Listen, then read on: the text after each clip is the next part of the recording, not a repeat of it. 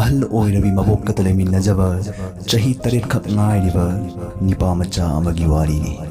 mabok si piano khong madu ki matik pamjarami masi khong mana punsi gi awano ngai pumba ka phok jaduna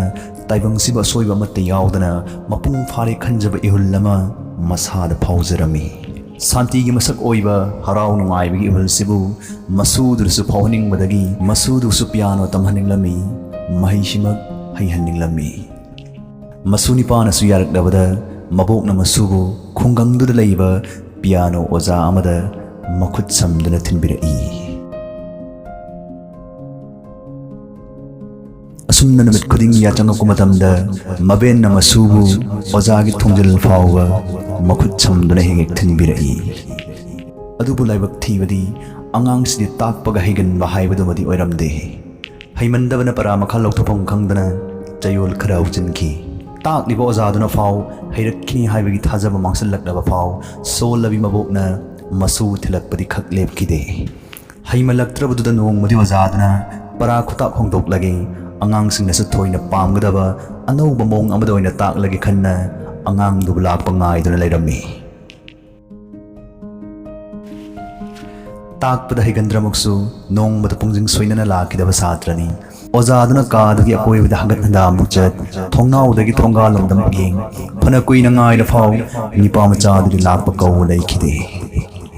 asumna chayol ani ahum hujin khrama matungdasu nipa machasigi mapaw taba kaw laikide mamon nok pamai thongna makhut oida chaisu makhut yatta masugi makhut chamduna numidang oiram khudingi masubu tattana thinjara ambi miyok mikau phabi ahal oirabi nupidasu khungangdugi akoibada kananasu amuk hanna uba phangkhidre tha kharagi matungda khungangduda chahigi oina pangthokpa isai nongai gi chinglem laba thoramdu yausilaklami chinglem laba thoram sigi thoburel ozaduna oirami al angang haiba leitane mipung kudimak numitsne yorakadama matamda khut tektuna panarami harau mathoi kabagi khonjaltana khungangdu pumnil nilami tangna thokpa thoramsina supnagi nongmakhak naisilak ozadu yauna silli langni bisingna lekai lekai chattuna bhabok singi pungning huhallagi matagum chebang kaya thelami chejai kaya chairami numitsidani matam kuirabagi tungda chaithokna machejai ama makhut machaduna chejet paiduna paratamba lakhidraba mabokki amata yokjabani pamachaduna ozadu gi mangda amuk hanna leplakhiba makhutta pairiba chejai du uttuna masu thoramdra saruk yaningi mabusu yohanbiyudana haijarai nipa machadu nukshiramuksu takpada du khaikidabduna asuk chaw thoramsdai saruk yahallagadi thoramdugi masak thijalhangani magul hanthangani ichop chopnabasu yai khanmadagi angang-dugi wadu ahanbadadi hiktoklami adubu nipa machaduna mathamoi shengna mapi shinthaduna haijabadudaida thawjal hairaba ozaduna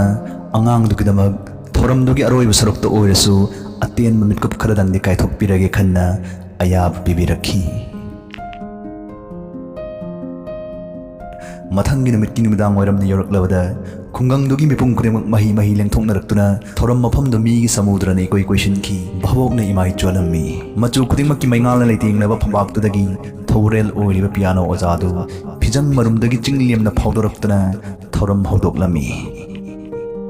tongan tongan ba jantra sing khong da khut oiraba saknai raba kalakar kayana ngamjabi thakta bhabok sing ge pungning chingsilami bhabok sing dusu thoram du loi kini khanmada wajarami ahing du loi haning lamde asumna ameng mamanglan gum tamolaba thoram sigi aroi ba saruk kainaramdai mit kupne yausilaklabada nungsibadagi su yauhalluraba haitabuduna ichop chopna ladra khannami paija tanik tanik pa khonjelna latli latli ozaduna nipam chadabu maming kauduna phambak thakta kaukhalai mai pakjagi matagum mamit machaduna ozaduga ngahak michanaramlaga mangjongna khilamlaba maboki mallaba piano dugi mamangda tapna phamthaki thoram sigidi khwai angangsu oibana dilliba mayamdu check mok pholaudana manjunaraba piano dudagi thorakpa khonjel du tagadabagi ngainari nil khonglam pumbasu achikpagi makulla lupsin khrabagum mafamdu unwai mukchikki Makut machaduna mapa chaba kisingda thamlaga mamit jajet wishin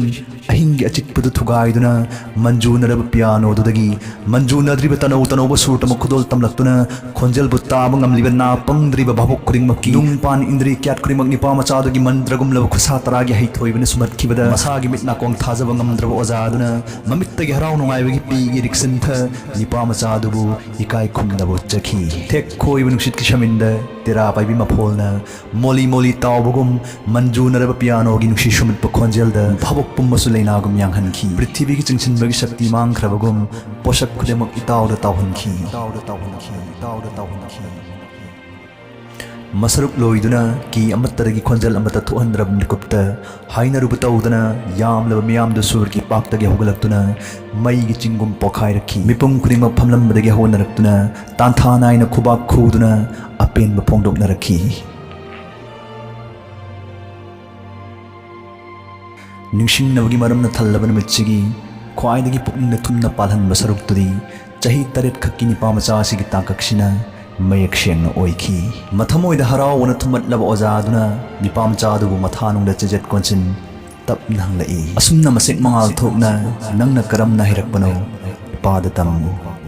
mitkup khara tumina lekhada yengtharuraga khonjal nikna khumlakhi bobokti piano khongba yam pamje bobokna ibu piano khongba yam hayaningi bobokna nawe henjelakpadai aibo ojagi yumda thinbinaba kanas laikide aisu bobok senaraga adum laiki ojadu angangdugi wa tana khu khuda kunthari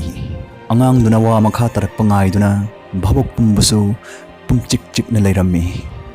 nungshiraba mamit machani dudagi luraba pigi rikna atat khamnaida sintha makha tajarai oja bobok to ngasi ayuk phumjankhre manasu tathirakpadagi aina nongmanungbagi haigatcharakpagi khonjeldo madi adusu taba phangjakhide adu ai ngasi di khangi bobok to soidana taramgani haiba ai khangi aina angambo najagibusu bobok khakdagini ahanbadari nang suhai thoising thoiramdaba yai isagi pithok charakpa haiba gun namta yaudana taibangsida poklakhiba oirambasu yai nanggi akoibda leiriba mayamduna nangdi oiroi nangdi aduda onsangadaba nattedana nasana nasabu hanjin chinhalakpasu yai adubu nasada phaujarakpa ihul mayamdugi maraktagi ainadi karigi ngamloidawriba haiba ihulsina khwaidagi mapangal kalhanba taragadi punsida maithinabagi maramdi thiba phangloi